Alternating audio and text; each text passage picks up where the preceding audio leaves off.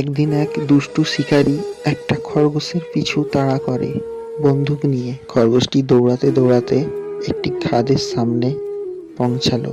দুষ্টু শিকারী তার পিছু ছাড়লো না, সে অনেকটাই ভয় পেয়ে গেল। দুষ্টু শিকারী বন্দুক হাতে নিয়ে এগোতে লাগলো আর খরগোশটি লাফ দিয়ে দিল খাদে।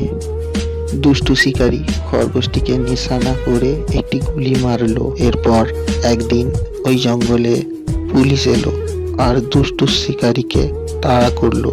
অবশেষে ধরাও পড়লো দুষ্টু শিকারী। তারপর দেখা গেল খরগোশটি খাদে পড়ে আছে।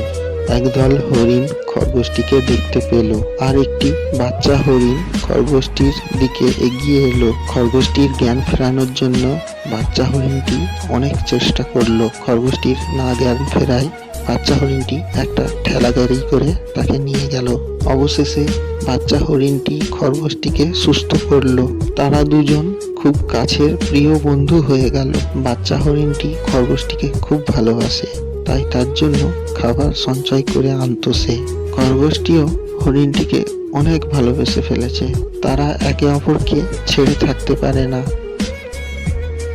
একদিন এক নেকড়ে বাঘ তাদের দুই বন্ধুকে দেখে ফেললো আর তাদের পিছনে তাড়া করলো। তারা নিজেদের প্রাণ বাঁচাতে দৌড়াতে লাগলো। তারা দুজন একটি ছোট্ট পাথরের গায়ে লুকিয়ে পড়লো। এরপর তাদের এক মাথায় দুর্দান্ত বুদ্ধি এলো যে নেকড়েকে মারতে হবে, না হলে এই নেকড়ে হয়তো বনের কোনো পশুকে বাঁচতে দেবে না। তারা বুদ্ধি খাটিয়ে একটি পাথর ঢাল থেকে গড়িয়ে দিল আর নেকড়ে ভয়ে দৌড়তে লাগলো।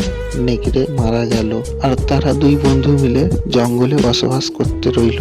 বন্ধুরা, ভিডিওটি যদি ভালো লাগে অবশ্যই একটি লাইক করবে আর চ্যানেলটিকে সাবস্ক্রাইব করবে।